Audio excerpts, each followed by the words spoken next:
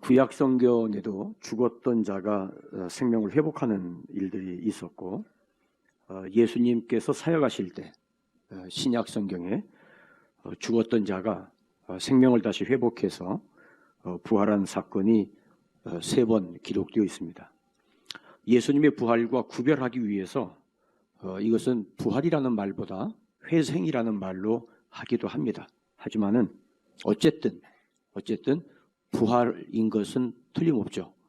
왜냐하면 예수님께서 살리신 3사람의 경우에 그 사람들이 살아서 영원토록 지금까지 있는 게 아니라 그 시대에 죽었다가 다시 살았지만은 결국은 세상을 떠나지 않았냐. 그래서 부활이라는 말보다 회생이라는 말을 쓰게 되죠. 이해는 충분히 됩니다. 하지만 그건 신학적인 측면에서 바라보는 거지 당시 사람들이 볼 때는 살아난 거죠. 야이로의 딸, 회당장 야이로의 딸, 죽었던 아이를 예수님께서 살리셨고, 나인성 과부의 아들, 장지로 가던 장례 행렬을 멈추어 세우고 아들을 살립니다. 그리고 오늘 요한복음 11장에 등장하는 마르다와 마리아 두 자매와 함께 살던 오라버니 나사로의 죽음을 살리신 사건이 기록이 되어져 있습니다. 나사로의 죽었다가 살아난 사건이 요한복음 11장 1절부터 44절까지 굉장히 깁니다. 이 하나의 사건을 이렇게 길게 다룰 필요가 있을까? 더더구나 사도 요한이 기록한 요한복음에서 다른 복음서와 다른 것은 예수님은 하나님이라는 부분을 부각시키고 강조하기 위해서 요한복음을 기록을 했기 때문에 마태, 마가, 누가복음에 기록된 것과는 사뭇 다른 각도에서 결이 다르게 예수님에 대해서 주목하고 기록을 합니다. 그런 가운데 요한복음 전체 가운데서 하나의 주제, 하나의 사건을 가지고 이렇게 길게 기록한 예가 없습니다. 사도 요한복음에서도 유일한 사건이고 사복음서 전체를 통해서도 하나의 사건 혹은 하나의 주제를 가지고 이렇게 길게 다룬 예가 없습니다. 그럼 무슨 말이냐면 그만큼 요한복음 11장 나사로를 살리시는 이 사건을 통해서 사도 요한은 우리에게 뭔가를 굉장히 많은 것을 이야기하고 싶어한다는 것을 알 수가 있습니다. 요한복음 11장 1절에 제일 먼저 기록되기를 어떤 병든 자가 있으니, 어떤 병든 자, 처음부터 이름을 밝히지 않았어요. 그냥 어떤 병든 자가 있는데 이는 마리아와 그 자매 마르다의 마을 베다니에 사는 나사로라. 그래서 이 본문에 보면 마르다와 마리아 그리고 나사로가 한 집에 사는 것인지 아니면은 마르다와 마리아가 한 집에 살았고 나사로는 다른 데서 살았던 것은 아닌가 하는 의구심을 가져오게 합니다. 그런데 그 나사로는 마르다와 마리아의 오라버니였다. 오빠였는지 동생이었는지는 모르겠습니다만은 오라버니였다 하는 거죠. 그런데 그 나사로가 병이 들었다고 하는 거예요. 살다가 병이 들은 건지 아니면은 원래 병약한 사람이었는지는 정확하게 알 수는 없지만은 그러나 어쨌든 나사로가 병이 들었고 여기 하나 이제 부수적으로 설명하는 것을 마리아에 대한 설명인데 2절에 보면 향유를 주께 붓고 머리털로 주의 발을 닦던 자요 병든 나사로는 그의 오라버니라 라고 하는 설명을 붙여주고 있습니다. 나사로가 그의 오라버니다. 마리아와 나사로의 관계를 설명을 하고 이 가정은 예수님께 대해서 남다른 희생과 헌신을 했다는 부분을 강조하고 있는 것을 알 수 있습니다. 그런데 나사로가 병이 들었어요.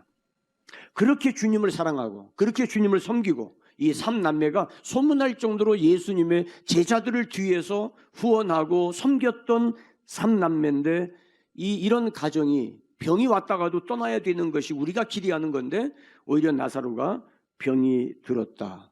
근데 그 병이 점점 더 중해져 갔다고 합니다. 그래서 예수님께 소식을 보냅니다. 주님이 사랑하시는 자가 병들었습니다. 나사로라고 이름을 굳이 말하지 않아도 주님이 사랑하시는 자가 병들었습니다 라고 말하면은 그가 누구인지 주님은 아시는 거예요. 여러분,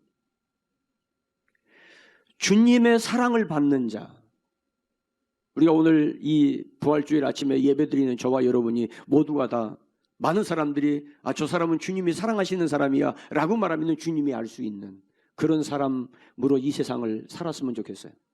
아멘입니까? 우리 옆 사람과 한번 그렇게 해볼까요? 당신은 주님이 사랑하는 사람입니다. 근데 별로 인정하고 싶지 않은 것 같아요. 얼굴 표정이 부활주일 아침인데 한 번 더 이쪽에서 좀 시큰둥하니까 이쪽 반대 사람에게 당신은 주님이 사랑하는 사람입니다. 기가 막힌 거는요. 주님이 사랑하시는 자가 병들었습니다라고 말하는데 이 소식을 들은 예수님은 시큰둥한 것 같은 반응이에요. 아마 마리아와 마르다가 누군가 사람을 통해서 예수님에게 주님이 사랑하시는 자가 병들었다고 하면은 당장 달려올 줄 알았던 뭔가를 기대하는 것 같아요. 여러분, 사랑하는 사람이 병들었대는데 달려가지 않을 사람 누가 있겠어요? 사랑하는 사람이 아프대는데, 사랑하는 사람이 문제가 있대는데, 사랑하는 사람이 어려움이 있대는데 수수방관하고 못 들은 척할 사람이 누가 있겠어요? 우리 세중앙에 영가족들은 아마 그런 사람 아무도 없을 거예요. 병들었으면 병원 가면 되지 뭘 연락하고 그래 부담스럽게 그럴 사람은 없을 거예요. 아파? 어디가 아파? 왜? 얼마나 아픈데? 아마 그러면은요 하던 거 다 멈추어 두고 득달같이 달려갈 거예요. 그런데 예수님께서 제자들에게 말씀하세요. 죽을 병 아니야. 죽을 병 아니야. 이 일을 통해서 하나님이 영광 받으실 거야. 자, 그렇게 말씀하시고 안 가세요. 아니, 사랑하는 자가 병들었다면 누구든지 달려갈 거 아니에요? 그런데 죽을 병이 아니래요. 그리고 이것 때문에 하나님이 영광 받으신대요. 그러면 이 말을 들은 제자들은 뭐가 있구나 여기에. 여기 뭔가 하나님이 계획하는 게 있구나. 제자들은 아니까 초조하지 않겠죠. 알았으니까. 그런데 이 소식을 모르는 사랑하는 자가 병들었다고 통지를 냈던 마르다와 마리아에게 누가 가서 예수님이 말씀하시는데 죽을 병이 아니래. 이것 때문에 하나님이 영광 받으신대. 그리고 누가 알려줬겠어요? 알려주지 않았을 거예요. 기어이 가서 말할 사람이 거기 글쎄. 그러니까 마르다와 마리아는 이 병이 죽을 병이 아니라는 걸 몰라요. 그런데 그러던 사이에 그만 나사로가 세상을 떠납니다. 자, 여러분들이 마르다와 마리아라면 어떠시겠어요? 아프다고 연락했는데 연락도 안 하고 죽어서 장례까지 다 치르고 무덤에 장사 지낸 지 나흘이 되도록 예수님의 코빼기도 안 보입니다. 시험 들지 않으시겠어요? 어떠세요? 가끔은요 우리 교인들이 얄미울 때가 있어요. 집안에 무슨 일이 있는데 목사님한테 말하지 마. 절대 얘기하지 마. 그래서 얘기 안 했어요. 몰랐어요. 근데 나중에 시험 들었대. 왜 그러냐고 그러니까 목사님이 어쩌면 그렇게 전화도 안 통하고 하는 척도 안 하냐고. 아니 그래서 이제 주변에 알아보죠. 아니 어떻게 된 거냐 했더니 말하지 말래서 얘기 안 했대. 그 자기가 말하지 말라고 해놓고 신방 안 왔다고 시험 들면 그 말 때문에 더 시험 드는 사람은 나요. 자기가 아니라. 혹시 여러분들이 제가 지금 이제 담임 목사님 때는 그런 일이 없을 줄 압니다만 저 때문에 그런 일이 있었다면 괜히 이제 물러났으니까 저 때문에 시험 들지 마세요. 그 말 때문에 내가 시험 들었다는 것만 기억하시면 돼요. 지났으니까 이 얘기예요. 자, 그리고 나서 한술 더 듭니다. 예수님께서 15절에 나사로가 죽었음을 인하여 예수님이 기뻐하셨다고 그래요. 15절 같이 볼까요? 내가 거기 있지 아니한 것을 너희를 위하여 기뻐하노니 이는 너희로 믿게 하려 함이라. 그러나 그에게로 가자. 나사로가 죽었어요. 예수님은 아세요. 이제 나사로가 죽었다는 걸 아세요. 나사로가 죽기를 예수님은 기다리신 거예요. 그리고 장례를 다 치를 때까지 기다리신 거예요. 세상에 이럴 수가 있어요. 아니 가서 해결해 줘야지. 아니 죽기를 기다리면 뭐예요 예수님이. 그렇잖아요. 이거 시험 들 일 아니에요. 그러면서 예수님께서 말씀하기를 내가 거기 있지 아니한 것을 기뻐한다. 이 말을 다시 말하면 나사로가 죽기를 기다리는데 나사로가 죽었다니까 내가 이제야 기쁘다. 너무 좋다. 나사로가 죽었댄다. 가자 이제. 내가 거기 있지 아니한 것을 너희들 때문에 내가 좋아한다. 너희들 믿음을 위해서다. 아니 제자들이 예수님 안 믿었어요? 지금 여기 이 사건은요 6월절 닷새 전에 일어난 사건이에요. 이 사건이 예수님 사역 초기에 일어난 사건이 아니에요. 이제 십자가를 얼마 남겨두지 않은 예수님에게 점점 긴장이 고조되어져 가는 그 상황이에요. 그런데 나사로가 예수님보다 먼저 죽었어요. 근데 예수님이 거기 안 가신 게 좋대요. 기쁘대요. 사랑하는 여러분, 내가 병드는 게 예수님이 기쁨이 된다면 여러분들 어떠시겠어요? 내가 죽었는데 내가 죽은 것을 예수님이 기뻐하신다면 여러분들 할렐루야 아멘 하시겠어요? 아버지가 돌아가셨는데 예수님이 기뻐하신대. 우리는 지금 슬퍼 죽겠는데 어머니가 돌아가셨는데 예수님이 기뻐하신대. 그럼 여러분들 어떠시겠어요? 목사님이 신방 오셔서 장례비를 드리면서 어제 내가 기도했는데 하나님께서 굉장히 기뻐하십니다. 그럼 여러분들 그 위로가 되겠어요? 아마 그러지 않을 거예요. 그런데 요한복음 11장에 이 기나긴 장을 통해서 예수님께서 사도 요한을 통해서 나사로의 죽음과 함께 우리에게 뭔가를 말씀하시려고 합니다. 그래서 예수님의 제자들을 데리고 베다니를 찾아가요. 찾아가셔서 예수님께서 마르다와 만나고 예수님이 온단 말을 들으니까 마르다가 뛰쳐나갔어요. 뛰쳐나가서 마을 길목에서 예수님께 이렇게 말합니다. 주님이 여기 계셨더라면 오라버니가 죽지 않았을 텐데. 이게 무슨 얘기죠? 서운하다 그 얘기. 섭섭하다는 얘기. 세상에. 그때 연락했을 때 오시지. 이제서 장례 다 끝났는데 이제서 끄떡 오면 주님 그렇게 사랑하고 주님이 우리를 그렇게 사랑한다는 말이 무슨 의미가 있을까? 그런 거 아니겠어요? 그리고 예수님께서 그 마르다와 이런저런 이야기를 주고받으십니다. 예수님께서 마르다에게 이렇게 말씀하세요. 22절, 23절. 예수께서 이르시되 내 오라비가 다시 살아나리라. 그랬더니 마르다가 말합니다. 주님, 저도 그건 압니다. 마지막 날이면 오라버니가 다시 살 줄을 내가 압니다. 부활을 믿는 거예요. 사두개인들은 부활을 믿지 않았어요. 그런데 마리아는 부활을 믿었어요. 그 부활의 때가 언제냐? 마지막 날. 마지막 날. 메시아가 오시면. 마지막 날. 하나님의 나라가 이루어지면 죽은 자가 살아날 것을 내가 합니다. 그때는 우리 오라버니도 다시 살아나겠죠? 그랬더니 예수님께서 25절에 이렇게 말씀하세요. 나는 부활이요 생명이니 나를 믿는 자는 죽어도 살겠고 무릇 살아서 나를 믿는 자는 영원히 죽지 아니하리니 이것을 내가 믿느냐? 이것을 내가 믿느냐? 주여 그렇습니다. 주는 그리스도시요 주는 메시아시요 세상에 오시는 하나님의 아들이신 줄 내가 믿나이다. 그리고 나서 돌아가서 마리아에게 주님의 노을에 더 기다리셔. 그리고 말씀을 드립니다.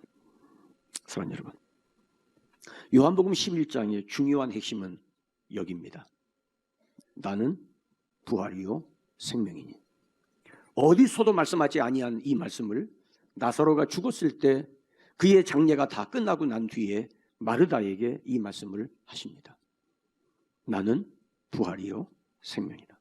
나를 믿는 자는 죽어도 살겠고 살아서 나를 믿는 자는 영원히 죽지 아니하리니 이것을 내가 믿느냐? 사랑하는 여러분, 부활신앙, 부활을 믿는다는 것 굉장히 중요합니다.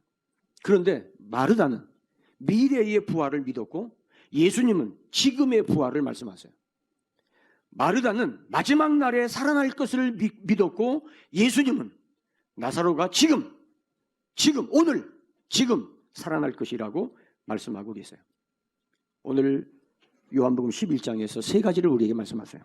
첫 번째는 예수님의 부활은 성경의 핵심 교훈이라는 사실이에요. 예수님의 부활은 성경의 핵심 교훈입니다. 고린도전서 15장 13절 14절에 만일 죽은 자의 부활이 없으면 그리스도도 다시 살아나지 못하셨으리라. 그리스도께서 만일 다시 살아나지 못하셨으면 우리가 전파하는 것도 헛것이요 너희 믿음도 헛것이라. 부활에 대해서 말씀하시는데 예수님이 부활하시고 난 다음에 부활을 믿은 게 아닙니다. 잘 보세요. 만일 죽은 자의 부활이 없으면, 죽은 자가 다시 사는 게 없으면 그리스도께서 다시 살아나지 못하였으리라.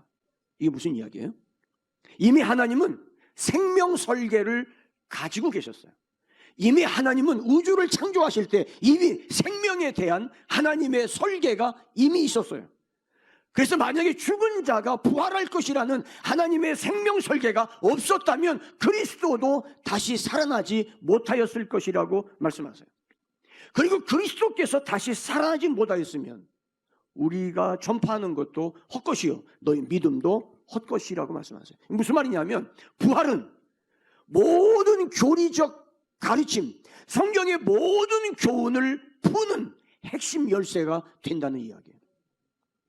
부활이라고 하는 이 사건, 예수님이 부활하셨기 때문에 부활을 믿는 게 아니라 예수님의 부활은 부활을 증명한 거예요. 우리를 향한 하나님의 생명 설계가 있다는 사실을 예수님의 부활을 통해서 온 천하에 공식적으로 밝혀주신 것이에요.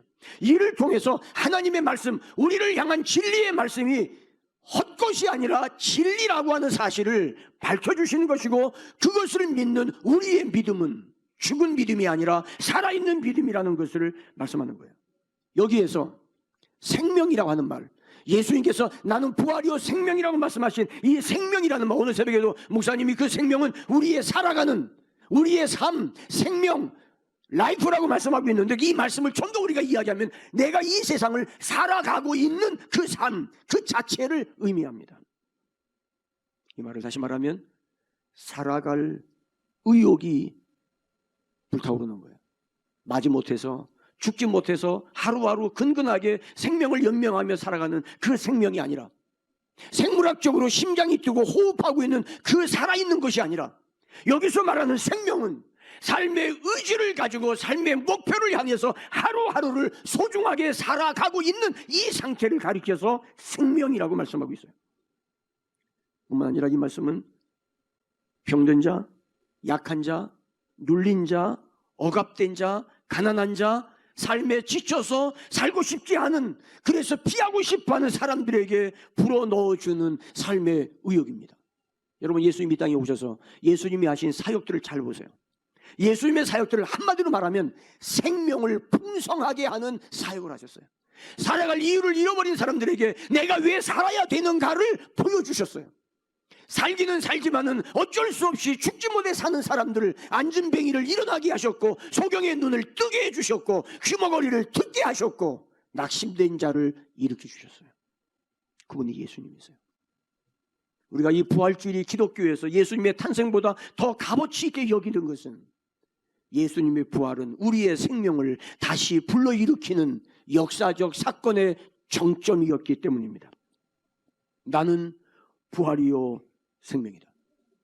사랑하는 여러분, 부활을 말하기 전에 먼저 우리가 주목할 것은 죽음이에요.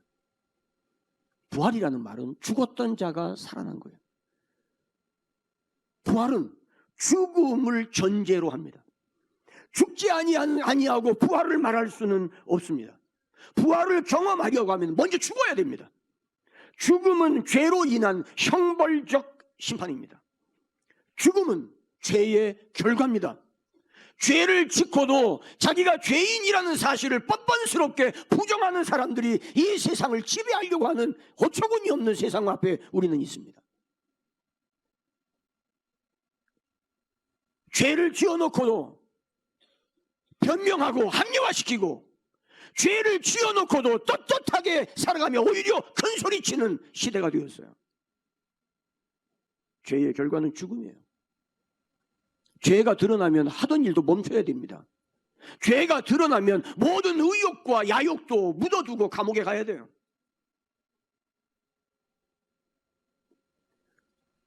죄인인 모든 인간의 마지막 끝자락은 죽음입니다. 죽음에는 두 가지가 있습니다. 죄값으로 인한 형벌적 죽음이 있습니다. 죄의 값은 사망이라고 말씀하신 바로 그 말씀입니다. 이 죽음은 절망이고 좌절이고 슬픔입니다. 두 번째 죽음은 예수와 함께한 죽음입니다. 우리는 세례받을 때 두 가지 의미를 이야기합니다. 세례는 예수님이 물속에 들어갔다가 나오신 것처럼, 세례는 나는 죽었다는 말이고, 물에서 올라오는 것은 나는 새로운 삶을 산다는 의미입니다. 그래서 세례라는 말은 나는 죽고 나는 다시 산다는 의미입니다. 바울 사도는 고백합니다. 나는 날마다 죽노라. 나는 날마다 죽노라. 이 말은 나는 날마다 죽고 나는 날마다 예수로 다시 살아난다는 의미입니다. 여기 이 죽음은 생물학적 죽음이 아니라 의미적 죽음입니다. 우리는 세례를 받고 세례받은 사람으로서 하루하루를 살아가는 우리의 삶에는 세상에 대하여 나는 죽고 예수와 함께 다시 살아내는 새 생명의 삶입니다. 부활을 통해서만 이해되어지는 진리가 몇 가지가 있습니다. 마태복음 17장 1절로 8절, 마가복음 9장 2절로 8절, 누가복음 9장 28절로 36절에 나오는 변화산 사건이 있습니다. 예수님께서 제자들에게 말씀하셔요. 너희 중에 내가 영광 중에 오는 것을 볼 자가 있을 것이라. 그리고 나서 베드로와 야고보와 요한을 데리고 높은 산 위로 올라가셨어요. 나머지 9명의 제자들은 산 아래에 머물러 있습니다. 올라가셨는데 그 산 위에서 예수님의 모습이 갑자기 변형이 되셨어요. 눈부신 햇빛보다 덜 밝게 주님의 얼굴은 빛이 나고 주님의 옷은 눈보다 더 씌어진 모습으로 계셨어요. 그리고 그 가운데 모세와 엘리야가 예수님과 함께 대화하고 있었어요. 베드로와 야고보와 요한은 아마 이 영광스러운 갑작스러운 모습을 보고 아마 정신을 잃었을 것 같아요.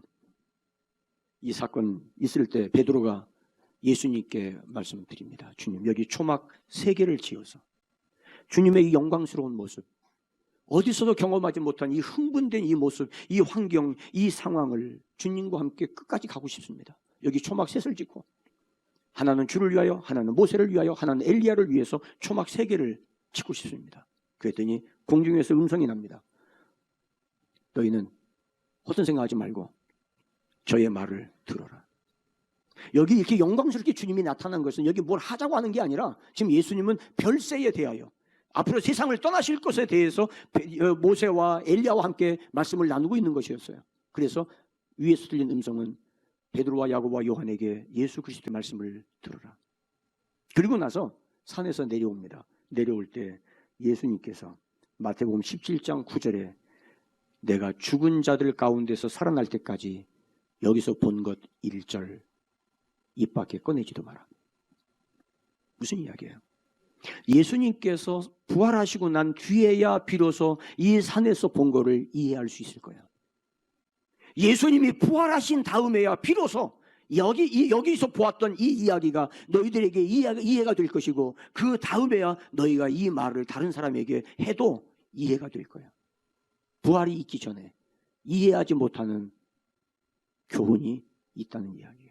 사랑하는 여러분, 우리가 성경을 많이 아는 것 같지만 예수님의 부활을 정확하게 우리가 경험하지 못하면 성경의 내용을 이해하지도 못하고 다가서지도 못할 것들이 우리에게 너무나 많이 있다는 것을 기억하기 바랍니다. 부활이 우리에게 주는 교훈은 십자가를 지고 주님을 따른다는 말씀의 의미를 비로소 알 수가 있습니다. 예수님의 부활에 대해서 고린도서 15장에 말씀을 하시면서 맨 마지막에 너희는 더욱 힘써 주를 섬기고 너희는 더욱 힘써 하나님 앞에 너희 자신을 드리고 너희는 더욱 힘써 그날을 바라보고 마지막 시대에 너희들의 삶을 주님의 다시 오심을 바라보며 살아가라고 말씀하고 있어요. 이 이야기는 나를 부인하고 내 십자가 지고 주님을 따를 수 있는 길은 예수님의 부활을 보고 난 뒤에 가능한 겁니다. 예수님의 죽으심만으로는 절망적이고 너무 비참하고 너무 비극적인, 다시는 떠올리고 싶지 아니하고 패션 오브 크라이스트 예수님의 마지막 십자가에 못 박히는 그 장면은 사실 저도 보고 싶지 않아요. 너무 잔인해서 보고 싶지 않아요. 어제 우리 막내가 그러더라고요. 나는 십자가 보기 싫어. 너무 슬퍼. 나 그거 안 볼래. 그 어린아이의 생각에 예수님이 그렇게 매를 맞고 십자가에 매달려 피를 흘린다는 게 너무 잔인한 거예요. 왜 저렇게 십자가에 피를 흘려야 되는지 아직 거기 이해를 못하는 거예요. 우리의 죄 때문이라는 것을 그 어린아이가 어떻게 알지? 5살짜리가. 그러니까 예수님의 십자가에 죽으시는 피 흘리는 모습이 너무 고통스러운 걸 생각하고 싶지 않대. 말하기도 싫고 보기도 싫대요. 그런 얘기 하지 말래. 슬퍼진대. 잠을 잘 때 고모가 할아버지의 고장난 시계 노래를 불러준 적이 있어요. 그걸 잘 듣더라고. 할아버지 시계 똑딱똑딱 고장 그 노래인데 그 노래가 재밌어요. 그래 이제 와서 자려고 하니까 고모가 그 노래 불러줄까 그랬더니 불러주지 말래. 그 노래가 슬프대. 할아버지 시계가 고장 났다는 게 슬프대는 거예요.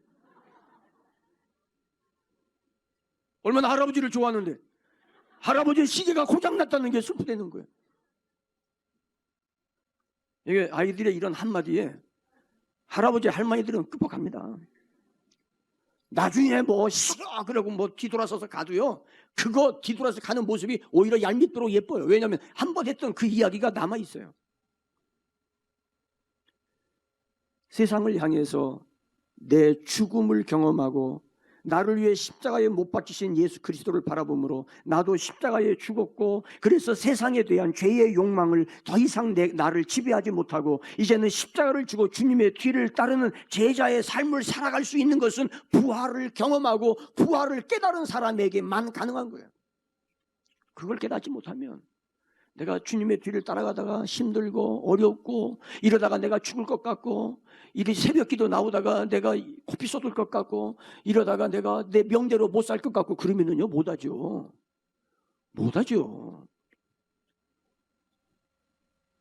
저도 한 번은 새벽에 나오는데 내가 은퇴하고도 이렇게 가야 되나?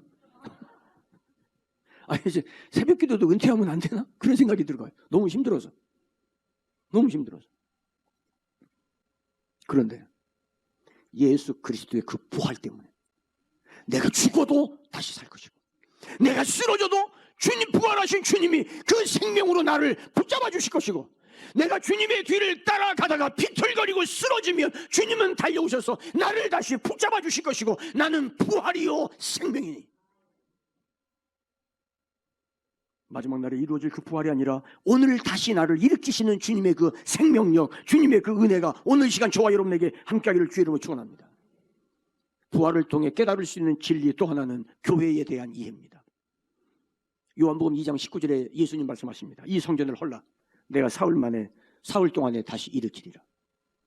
이 성전을 헐어라 사흘 동안에 다시 일으키리라. 놀라운 것은요, 이 말씀을 대제사장들은 정확하게 이해했어요.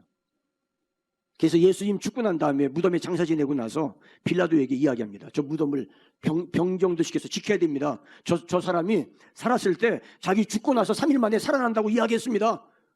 그 이야기를 믿는 거, 이 말 때문에 성전을 헐어라 사흘 만에 다시 일으키리라, 이 이야기를 대제사장은 분명하게 예수님의 부활을 이해했어요. 이 말은 무슨 말이냐면 성전과 예수님이 일체하고 있다는 것을 대제사장들은 알고 있었던 거예요. 예수님의 죽으심, 예수님의 부활을 통해서 교회가 세워졌기 때문에 교회 안에는 예수님의 죽으심도 예수님의 부활도 공존하고 있는 곳이 교회입니다. 왜냐하면 교회는 주님의 몸이거든요. 할렐루야. 아멘입니까?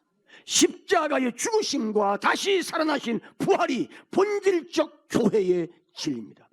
주님과 함께 죽고 예수로 다시 살아난 사람들, 구원받은 사람들입니다. 다시 말하면 십자가의 죽음을 날마다 지니고 살아가는 거듭난 사람들이 다시 살아나신 예수 그리스도의 부활 생명을 몸에 지니고 교회 안에서 기쁨으로 주를 섬기는 곳, 교회입니다. 그래서 우리는 주를 위해 헌신하고 봉사하다가 내가 몸이 병이 들었다고 억울해하지 않습니다. 왜냐하면 살아나신 주님이 우리를 일으킬 것을 믿기 때문에. 마가복음 12장 10절에 건축자들의 버린 돌이 모퉁이의 못잇돌이 되었느니라, 이 말씀도 예수님의 죽으심과 부활에 대한 핵심입니다. 버림받아 십자가에 죽으신 예수님은 부활로 말미암아 모퉁이의 못잇돌이 되셨습니다. 시편 118편 22절의 예언을 해석한 말씀입니다. 버림받은 죽음에서 다시 살아나신 부활 생명, 그 부활 생명이 오롯이 꿈틀거리고 살아있는 곳, 주님의 몸된 교회입니다. 아멘입니까? 따라하시겠습니다. 우리 교회는 예수님의 부활 생명이 심장처럼 뛰고 있다. 다시 한번, 우리 교회에는 예수님의 부활 생명이 심장처럼 펄떡이고 있다. 이 말을 실감나게 하면 시퍼렇게 살아있다는 거예요. 아멘입니까?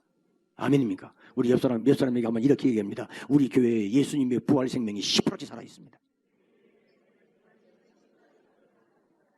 마태복음 12장 40절에 예수님께서 요나에 대한 표적을 말씀하시면서 요나가 물고기 뱃속에 사흘 동안 있었던 것처럼 인자도 사흘 동안 땅속에 있으리라.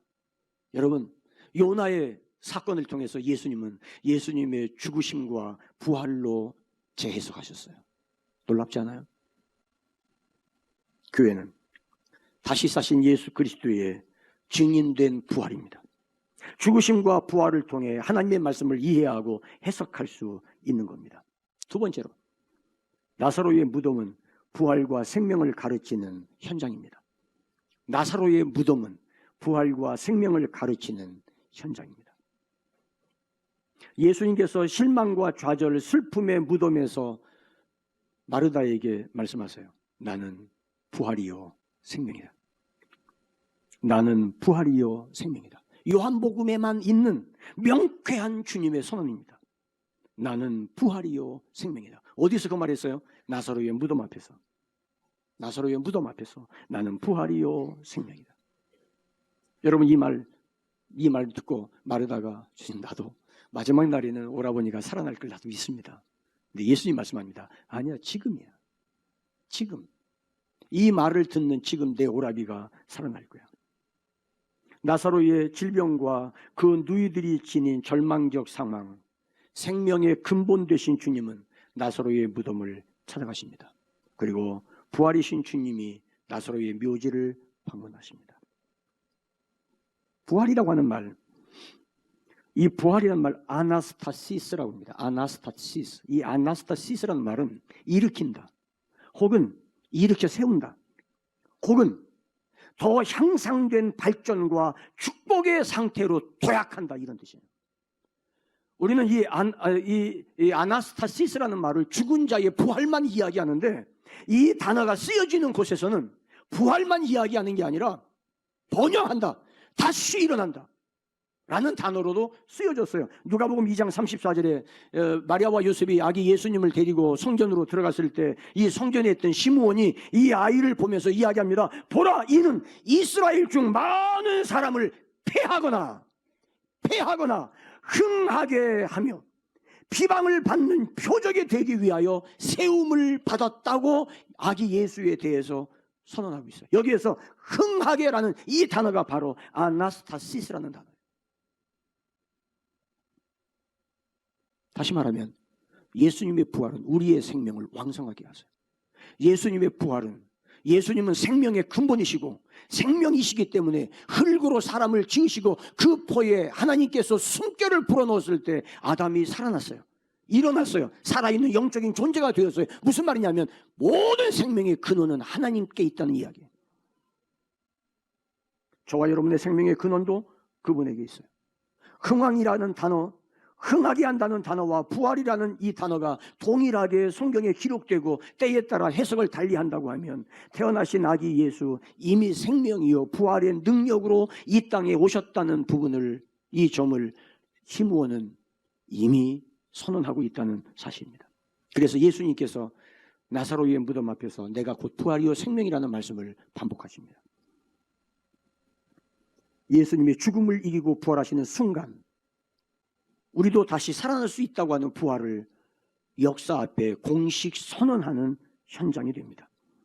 십자가의 죽으심은 세상에서의 죄인으로서의 마지막입니다. 예수님의 십자가의 죽으심은 하나님의 아들의 죽음이 아니라 우리의 죄를 짊어진 죄인의 죽음입니다. 예수님의 죽으심은 나를 대신한 죽음이셨어요. 우리는 구원을 이야기할 때 많은 교인들 중에 나 하나, 그래서 n분의 1로 이야기를 해요. 아닙니다. 주님은 n분의 1이 아닙니다. 저와 여러분 한 사람 한 사람에게 상대적 가치가 아니라 절대적 가치를 부여하셨어요.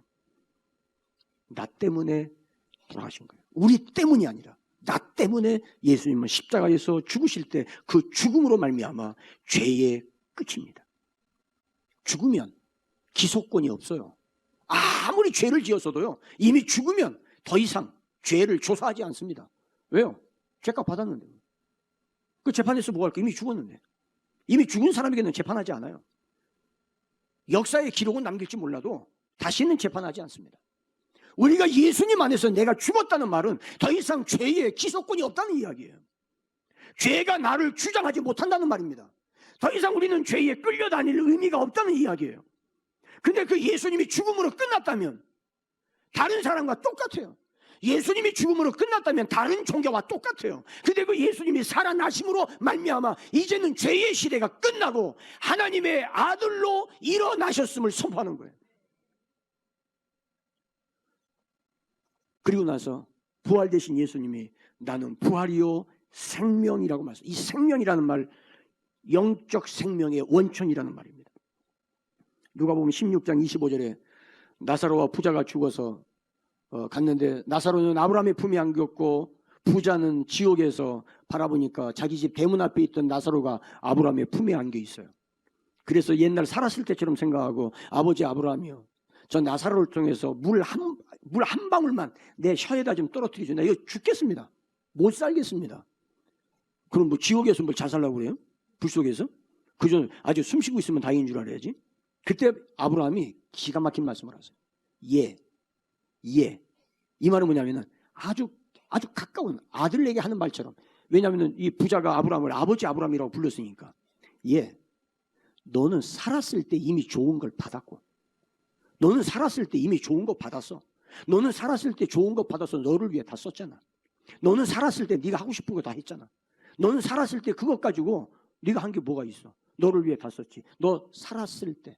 이 말은 무슨 말이냐면 부자가 살아있는 생명의 목적과 생명의 가치와 생명의 의미는 부요한 자기 자신을 위해 살아간 것이 전부였어요. 문 앞에 앉아있는 나사로에게 따뜻한 밥 한 그릇도 해주지 않았어요.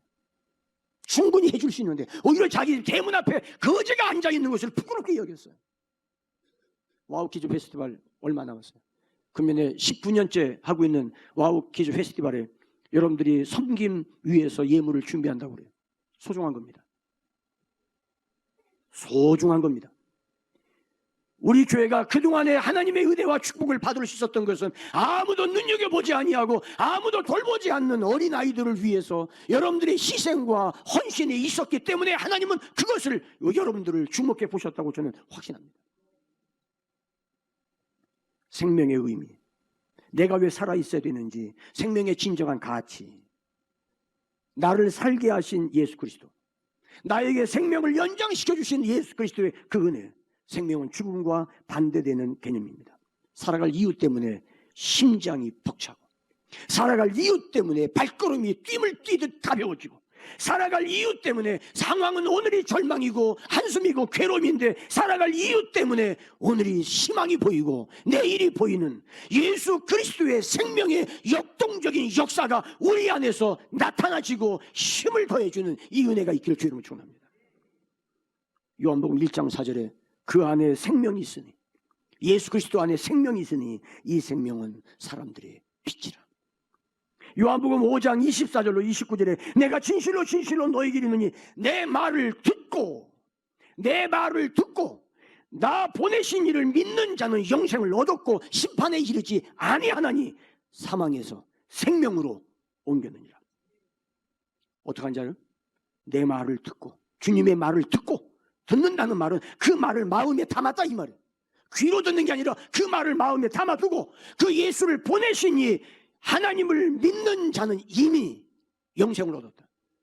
영생 주세요. 안 해도 이미 영생이 그 안에 있다. 왜? 말씀이 영생이에요. 말씀이 생명의 양식이기 때문에 그 말씀을 마음에 담고 마음이 뜨거운 사람은 이미 영생을 얻었다. 그리고 말씀합니다. 진실로 진실로 너에게 이르노니 25절 죽은 자들이 하나님의 아들의 음성을 들을 때가 오나니 곧 이때라. 따라하시겠습니다. 듣는 자는 살아나리라. 다시 한번 듣는 자는 살아나리라. 아멘입니까? 듣는 자는 살아나리라. 이를 놀랍게 여기지 마라. 28절입니다. 무덤 속에 있는 자가 다 그의 음성을 들을 때가 오나니 선한 일을 행한 자는 생명의 부활로, 악한 일을 행한 자는 심판의 부활로 나오리라. 여러분, 이 말씀을 나사로의 무덤 앞에서 하신 말씀이 아니에요. 요한복음 5장에서 이 말씀을 하시고 요한복음 11장에 나사로의 무덤에서 이 말씀을 실험적으로 보여주는 거예요. 무덤에 있는 자가 그의 음성을 들을 때가 오나니, 무덤에 있던 나사로가 그의 음성을 들을 때가 온다 이 말이에요. 그래서 요한복음 11장 25절에 나는 부활이요 생명이니 나를 믿는 자는 죽어도 살겠고 살아서 나를 믿는 자는 영원히 죽지 아니하리니 이것을 내가 믿느냐? 믿으십니까? 이 말씀을 믿으십니까? 가장 중요한 핵심은 이겁니다. 이것을 내가 믿느냐? 이것을 내 가슴으로 믿느냐? 에스겔 선지자를 통해서 에스겔 골짜기에 마른 뼈들이 흩어진 현장에 에스겔 선지자를 세웠습니다. 이 뼈들이 살겠냐? 난 모르겠는데요. 이 뼈들이 살다니요? 나는 모릅니다. 주님이 하십니다. 그런데 하나님의 말씀을 대언할 때 에스겔이 대언했지만 그 말은 에스겔이 연구한 말씀이 아니라 하나님께서 하라고 했던 말씀이에요. 대언은 에스겔이 했지만 그 말씀의 원본은 하나님이세요. 그 말씀이, 하나님의 음성이 마른 뼈들에게 흘러갈 때 뼈들이 서로 연결해서 짝을 맞추고 하나님의 군대로 일어납니다. 주의 음성, 주의 말씀은 마른 뼈를 하나님의 군대로 살아나게 하셨다면 오늘 요한복음 5장 25절에 죽은 자들이 하나님의 아들의 음성을 들을 때가 오다니 곧 이때라. 여러분들이 하나님의 말씀을 설교를 들을 때 이 말씀을 목사의 연사로 듣지 말고 죽은 자들이 하나님의 음성을 들으면 듣는 순간 살아나고 힘을 얻고 소망을 갖고 살아갈 의지가 생기고, 아멘입니까? 쓰러졌다가도 다시 일어나고 삶을 포기하고 싶다가도 다시 용기를 갖는 이 새 생명의 역사가 일어나는 겁니다. 듣는 자는 살아나리라. 이미 죽어 무덤 속에 갇혀있던 나사로의 무덤을 예수님이 찾아가셨어요. 사랑하는 여러분, 나사로는 죽어서 무덤 속에 갇혀 있었습니다. 여러분들을 가두고 있는 무덤은 무엇입니까? 여러분들은 무엇에 갇혀 있습니까? 사람들을 만나고 있지만은 내 마음은 외롭게 홀로 나는 갇혀 있는 것처럼, 내 사정을 아는 사람 아무도 없고 누구에게도 나를 이야기할 사람 없고 주변에 친구들은 많은 것 같고 핸드폰에 아는 사람의 전화번호는 많은 것 같은데 마음을 나눌 수 있는 사람이 없어서 나는 혼자 갇혀 있는 것 같고, 나는 외롭고 나는 방구석에 처박혀 있고 아무도 나를 찾아오는 사람 없고, 마치 무덤에 갇혀 있던 나사로처럼. 여러분들은 무엇에 갇혀 있습니까? 절망입니까? 살아갈 의지를 잃어버린 좌절입니까? 슬픔입니까? 두려움입니까? 아무도 찾아오는 사람 없습니다. 아무도 연락해 주는 사람 없습니다. 제가 형님처럼 여기는 은퇴하신 목사님께 한 번은 전화를 드렸어요. 반갑게 전화를 받으세요. 그러면서 첫 마디가 아이고 나 같은 늙은이한테 전화해줘서 고마워 그러시더라고요. 형님 죄송해요. 자주 전화드리지 못해서 죄송해요. 아니 전화해줘서 고맙다고. 제가 그 말을 듣는 마음이 짠하더라고요. 얼마나 전화하는 사람이 없으면은 교단도 다른데 전화 한 번 한 게 그렇게 고마우실까? 은퇴하고 나니까 그 말을 이해하겠더라고요. 사랑하는 여러분, 나는 어디에 갇혀 있나요? 나사로는 무덤에 갇혀 있었어요. 왜요? 왜 무덤에 가둬놨어요? 냄새 난다고. 썩은 냄새 난다고. 아무것도 하지 않고 모든 걸 다 늘어뜨려 놓고 있다고. 냄새 난다고. 아무리 오라버니지만 이제는 함께 살 수 없다고. 나사로의 죽음이 내가 죽어서 되는 게 아니라 지금의 나의 상황은 아닌가요? 그런데 주님이 거기를 찾아오셨어요. 외롭게 있는 나를 찾아올 수 있는 분은 오직 한 분, 예수님밖에 없어요. 아멘입니까? 내가 외롭고 고독하고 슬프고 좌절했다고 생각하지 마세요. 주님이 여러분들을 찾아가세요. 주님은 나를 찾아오세요. 아멘입니까? 그리고 말씀하세요. 무덤을 막은 돌을 옮겨 놓으라고. 사람들이 막아놨어요. 여러분, 나사로가 돌문 막고 들어가서 죽은 게 아니에요. 사람들이 무덤에다 놓고 돌로 막아놨어요. 돌을 옮겨 놓으라니까 말에다가 누이가 이야기합니다. 벌써 죽은 지 나흘 돼서 냄새 납니다. 여러분, 같은 동기간도 냄새 나면 문 닫아요. 아무리 부부라도 죽어서 냄새 나면 문 닫아요. 거기에 같이 있지 않아요. 냄새 나기 때문에. 그런데 주님께서 말씀하세요. 옮겨. 문 열어. 냄새 나도 괜찮아요. 문 열어. 주님은 문을 열라고 말씀하세요. 사랑하는 여러분, 주님은 여러분들의 가정의 문을 열으라고 그러세요. 냄새 나더라도 여러분들의 마음의 문을 열으라고 말씀하세요. 왜요? 냄새 풍기려고? 아니요. 주님의 계획이 있어요. 주님의 계획이 있어요. 그리고 말씀하십니다. 큰 소리로 나사로야 나오라. 나사로야 나오라. 할렐루야. 여러분, 잊혀져가는 이름 나사로입니다. 사람들의 기억에서 지워져가는 이름 나사로입니다. 시간이 지나면 내 이름을 기억하는 사람 없어요. 시간이 지나고 나면 내 이름을 마음에 두는 사람 없습니다. 근데 주님은 내 이름을 부르십니다. 부모도 잊혀져가는 내 이름을 주님은 부르십니다. 잊혀질 내 이름 나사로, 죽은 자의 대명사 나사로, 절망과 좌절의 대명사 나사로. 여러분, 야이로의 딸 나인성 과부의 아들 이름을 부르지 않으셨어요. 그러나 나사로만은 살릴 때 이름을 부르셨어요. 나사로야, 나사로야. 나인성 과부의 딸을 부를, 나인성 과부의 아들을 살리실 때에는 이름을 부를 이유가 없었어요. 그냥 손잡고 일어나면 됐어요. 회당장 야이로의 딸을 살릴 때 방 안에 들어가서 그 딸에게 소녀야 일어나라 그러면 끝났어요. 그러나 나사로는 무덤에 갇혀 있어요. 이미 냄새나요. 사람들이 발걸음을 뒤로 뺍니다. 아무도 죽은 자 이름을 부르지 않습니다. 역사 속에 지워져가는 이름, 잊혀져가는 이름, 기억하고 싶지 않은 이름입니다. 근데 주님은 나사로의 이름을 부르십니다. 저는 이 말씀을 준비하면서 주님, 부활주일 아침 내 이름 불러주세요. 내 이름 불러주세요. 이 부활주일 아침 우리 세종왕의 영가족 이름을 한 사람 한 사람 불러주세요. 제가 여러분들 이름을 다 부를 수 없습니다. 여러분들 이름을 부르세요. 예수님을 대신해서 이름 부르세요. 따라하시겠습니다. 기어가. 왜 기억이라고 왜 불러? 자기 이름 부르니까. 이게 너무 말씀에 이렇게 집중하다 보니까 그냥 분별력이 사라진 거죠. 자, 같이 합니다. 기어가 나오라. 좀 더 기어가 나오라. 네가 있는 무덤에서 기어가 나오라. 할렐루야. 나를 가두어 놓은 무덤, 절망감, 좌절감, 포기하고 산 것, 소극적이고 부정적이고 죽고 싶은 이 모든 갇혀있는 썩어서 냄새나는 이 현장을 향해서 주님 말씀하세요. 나사로야 나오라. 더 이상 거기 있지 마. 거기 네가 있을 자리가 아니야. 나와서 네가 해야 될 일이 있어. 다시 너에게 임무가 주어졌어. 거기에는 환희가 있습니다. 거기에는 놀라움이 있습니다. 거기에는 찬송이 있습니다. 모였던 많은 사람들이 탄성을 지릅니다.